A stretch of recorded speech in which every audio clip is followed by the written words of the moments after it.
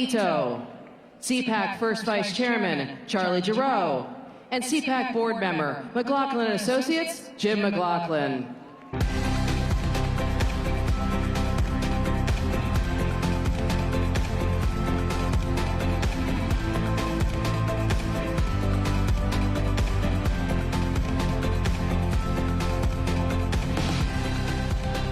It's that time again. It's that time. I don't know if anybody's been, is there an unofficial pool out there about what the conservative movement, which we now call Americans Who Love America, what they think about things? I'm honored to be up here on the stage with all three of our guests, but our Vice Chairman, Charlie Giroux, and a fellow board member, Jim McLaughlin. And Jim, you have some results. That's what I hear. I can't tell you how many people have asked me, when's the straw poll coming out? When's the straw poll coming out? And we've never seen this kind of excitement for the straw poll. And it's actually kind of amazing being a non-presidential year. So with that said, without further ado, and the other thing is this, these numbers, they speak for themselves. And you're going to see it, I guess, because you guys are the ones that voted, you're going to agree with them, but here we go. And just so everybody knows, for a non-presidential year, this was literally a historic turnout where we had over 2,500 people actually come out and vote and make their voices be heard. And I'll tell you, one of the things I've learned is walking around here at CPAC, people want to be heard. Do you approve or disapprove of President Trump? 97%.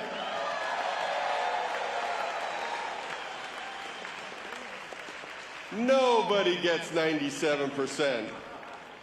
Trust me, Matt and Charlie, they don't have 97% approvals in their households. It's a sensitive subject, Jim. And 83% strongly. And there was, you know, folks were telling me things are going to fade for the president. I saw the speech last night. I saw your reaction. Nothing's faded for the president. With that said, what do we think of Joe Biden?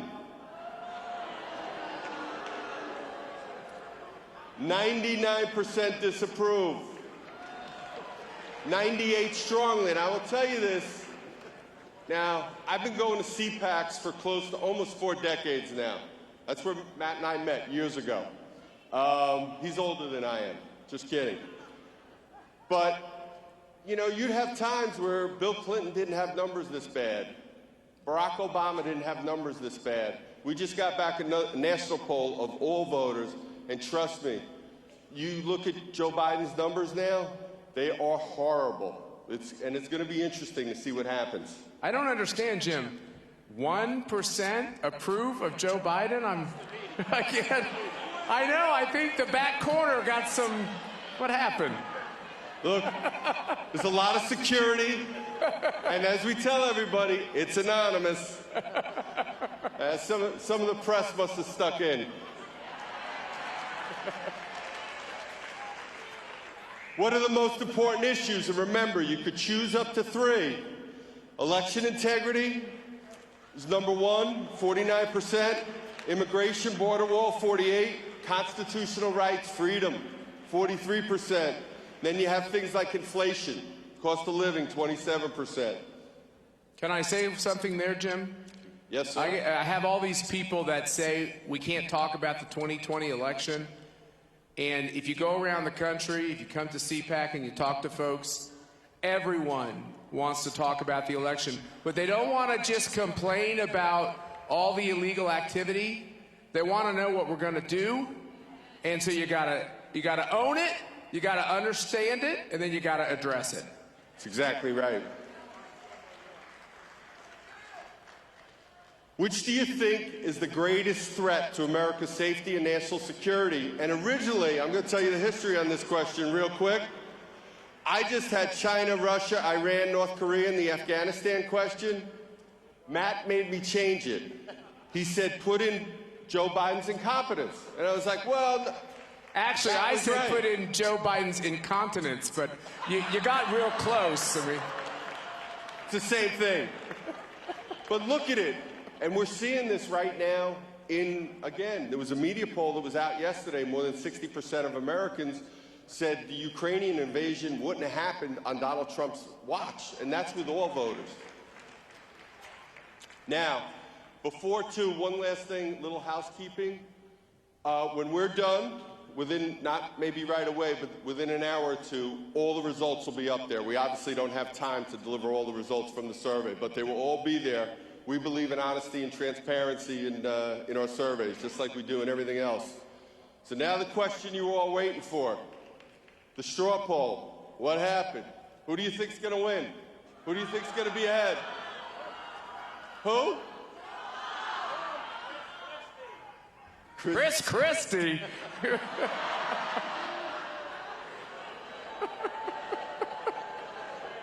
All right, here you go. Donald Trump, 59%. So much for him fading. He had 55% last year.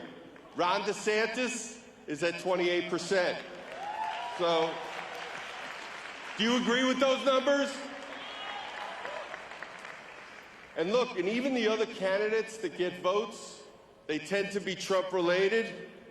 And the gentleman who yelled out Chris Christie, well, you see what happened there. Well, anyway. I like some of these. You know, we would be in Maryland right now, except their Republican governor said we'd kill each other. He's at 0. He literally got no votes, so. And there's this guy, John Kasich. I didn't even, wow. Were you just putting him on there to be mean, Jim? What are you doing? Says he might run for president. So those are the choices. Now the next is the ballot without Donald Trump. Ron DeSantis, 61%. And what happens is one of the interesting parts, 2/3 of President Trump's voters from the first choice go to Ron DeSantis. Make sense? Okay. All right, so now we go to the next one. Oh, and then we have, I'm still letting it all sink in there. That's great. Naomi, walk through. You have a great voter technology. You use blockchain, and you have some great results as well with this company, Liberty Vote. That's right. Thank you for the introduction. And thanks for being at CPAC. We really appreciate anybody flying over here from Tokyo to be with us. It's a wonderful thing. Thank you. Thank you for having us here today. In the existing election system, many frauds have been committed due to falsified data. In particular, the last U.S. presidential election has brought that reality to the attention of many people all over the world, including Japan. We understand that this is not just an issue of the United States of America. We are all facing a crisis of losing our freedom and democracy. Democracy is our right to vote. That is why Liberty Vote has been developing a system that is fair, transparent, and it is applicable both online and offline.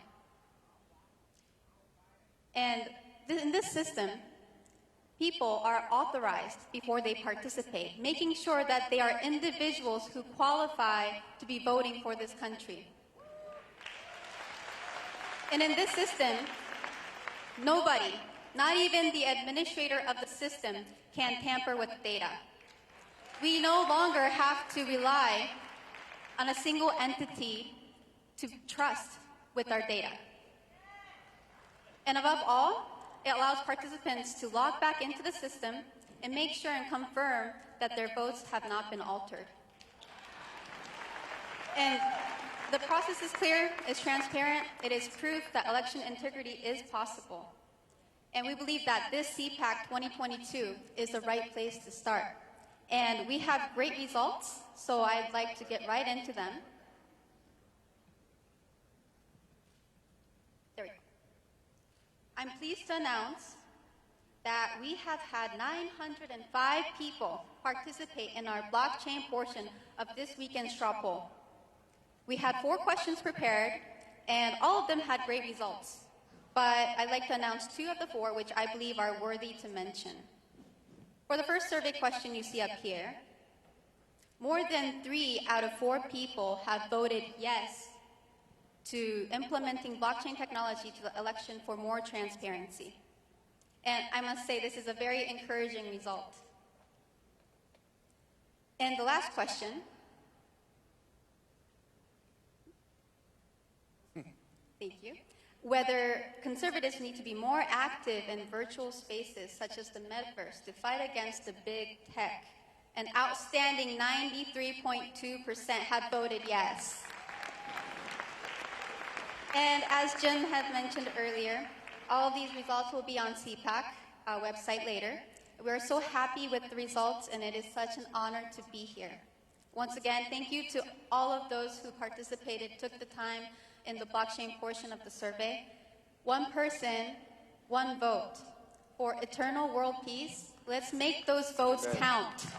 Amen. Thank you, Naomi. Thank you for everything you're doing to restore this idea that there's a sacredness to elections. Jim, thank you for your great results. I think you all know that Donald Trump Jr. is in the House.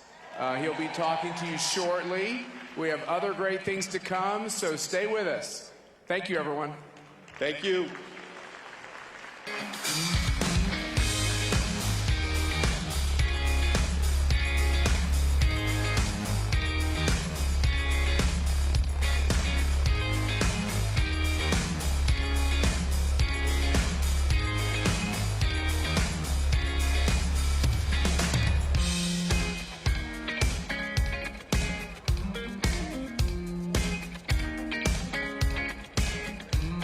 Ladies and gentlemen, it's time for a power play. Please